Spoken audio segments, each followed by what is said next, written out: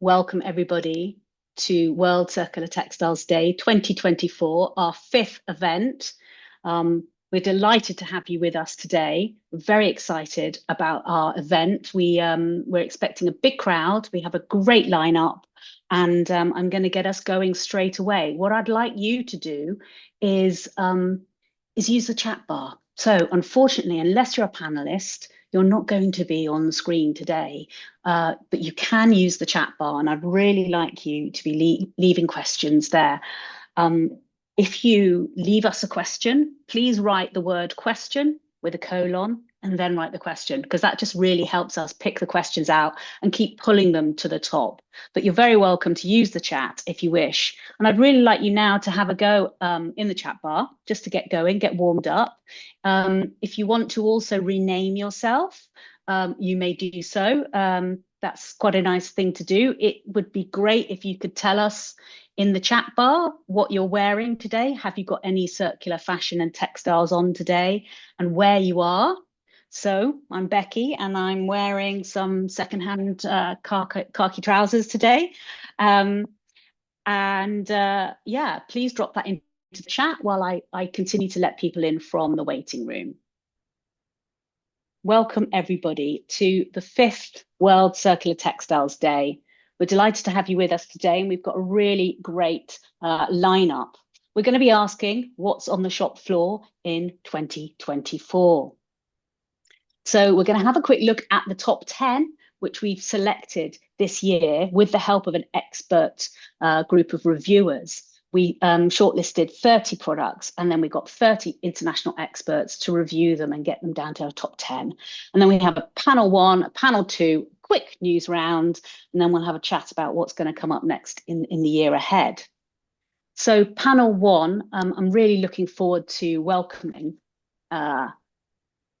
Shelley from Accelerating Circularity, Trisha from Catalyzing Circularity, Ina from Circular Fashion Berlin, who'll be verifying circularity, and Quantifying Circularity, Kate Goldsworthy. And we've also got Mr.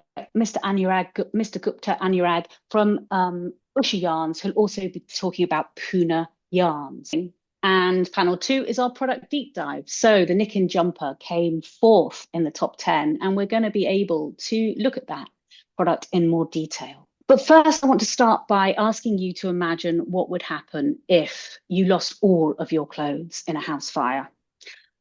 If you lost your entire wardrobe, luckily you had house insurance. You're going to get a check and you can go and replace your wardrobe. Now, if your wardrobe is anything like mine, it would be full of a few vintage things, lots of secondhand, lots of old favorites, but quite a few sort of rejects too, and things that I no longer fit into. And what an exciting opportunity. Obviously, we have to get over the sorrow of losing all of our clothes. But imagine if we could actually go out and rebuild a wardrobe from scratch, and we were really conscious consumers. We wanted to make the best possible choices. What could we do? What could we buy? What's out there on the shop floor right now? What will we start looking for? What does it look like? What does it feel like? How much does it cost? So imagine if we had this opportunity. I've been watching the things happen over the last year, and there seems to be a lot of activity. There seems to be some bad news and some good news in circular fashion textiles all the time. And I really want to know what is it that we would buy if we had a blank checkbook and we were able to just go and go shopping. So what can we put in this wardrobe, in this imaginary wardrobe?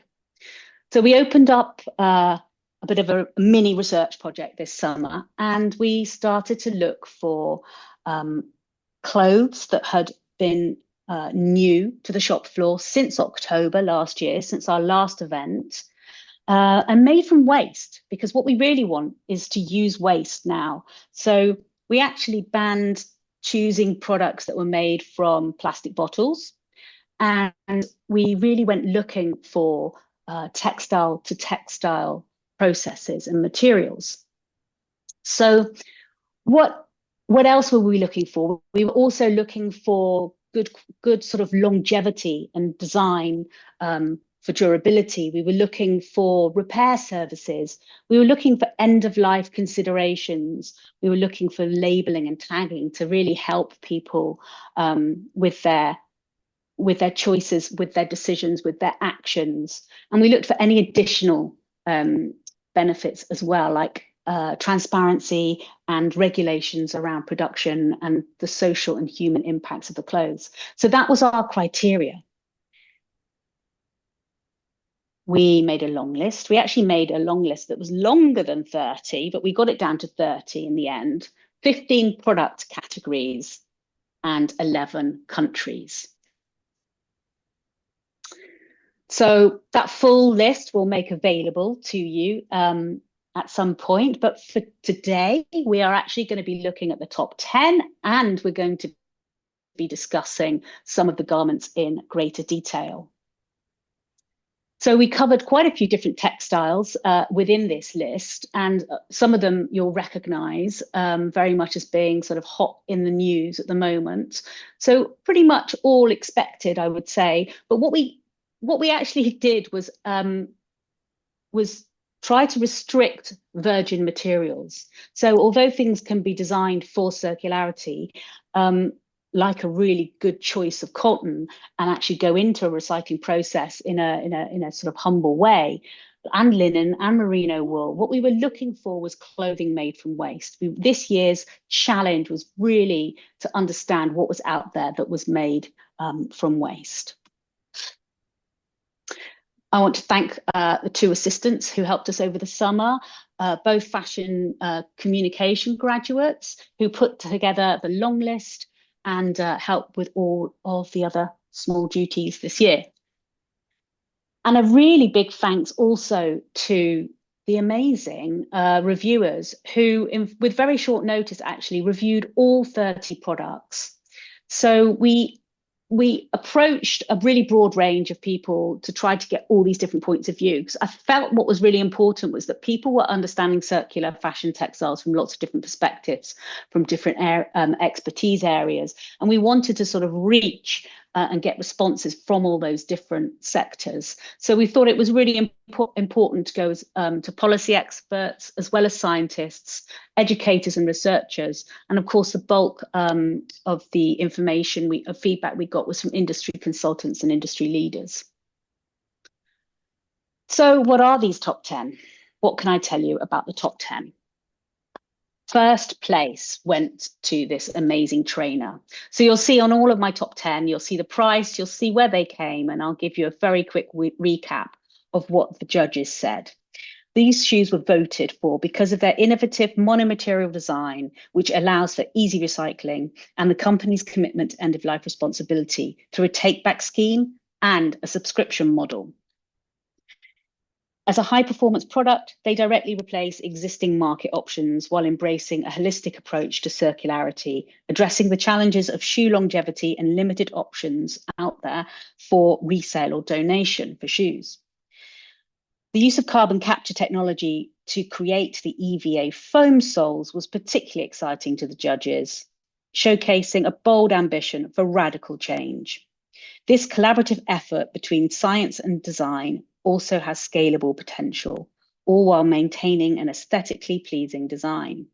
However, there were some concerns regarding the human potential, that the health implications of the advanced chemical processes involved in creating the EVA foam, and whether the carbon emissions during assembly outweigh the carbon captured.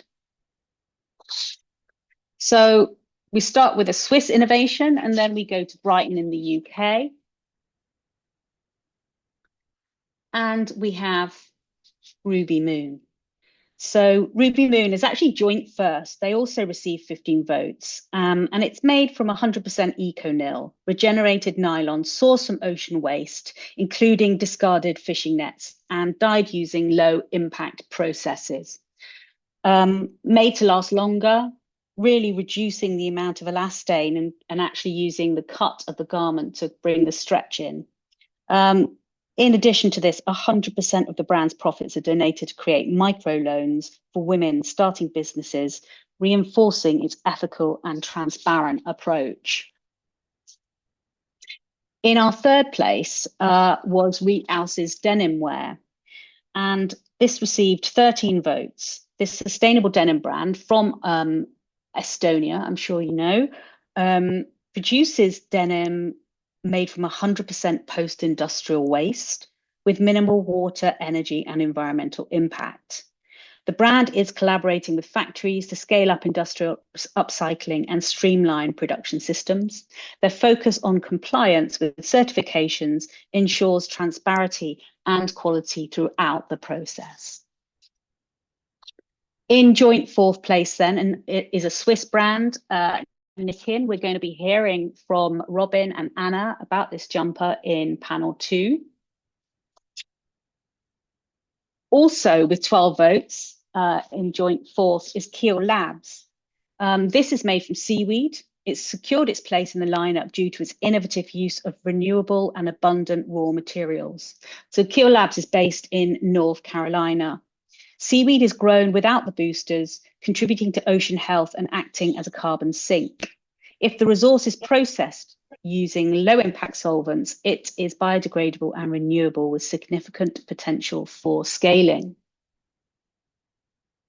This was a popular choice, Billy Rainwear. This is from a designer originally from Wales, now in London, Beth Cosmos.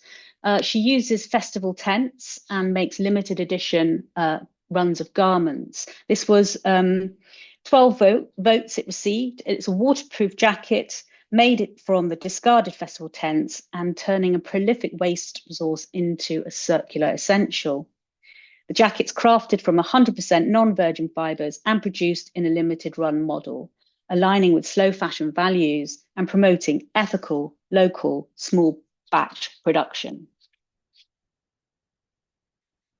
Seventh place, we have Pangai with 10 votes. The Infinite Tea stands out as a circular choice using the 100% post-consumer waste, that's infinited fibre, and no virgin fibres in the closed loop system. As an everyday item, it resonates with consumers seeking practical yet circular clothes. The tea is made through responsible chemical processes and dyed with natural alternatives to the more toxic chemicals, positioning it as an alternative to cotton. In eighth place, we have Driftless Goods. So this circular jumper made from 100% sustainably sourced merino wool received 9 votes for its blend of luxury and circularity. This is a brand based out in Wisconsin in the US. The jumper is designed for durability and repairability, utilising traditional techniques that provide a responsible alternative to the popular polyester polar fleece.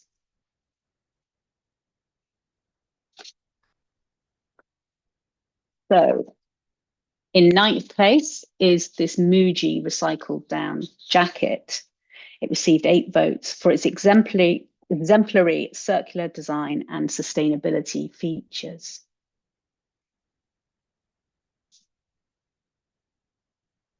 It's made from 95% recycled nylon, and the jacket is one of the lowest environmentally impactful polymers, using 90% less water and 50% less energy compared to the production of virgin nylon. It can be recycled again using existing technologies, ensuring its life cycle continues beyond the initial purchase.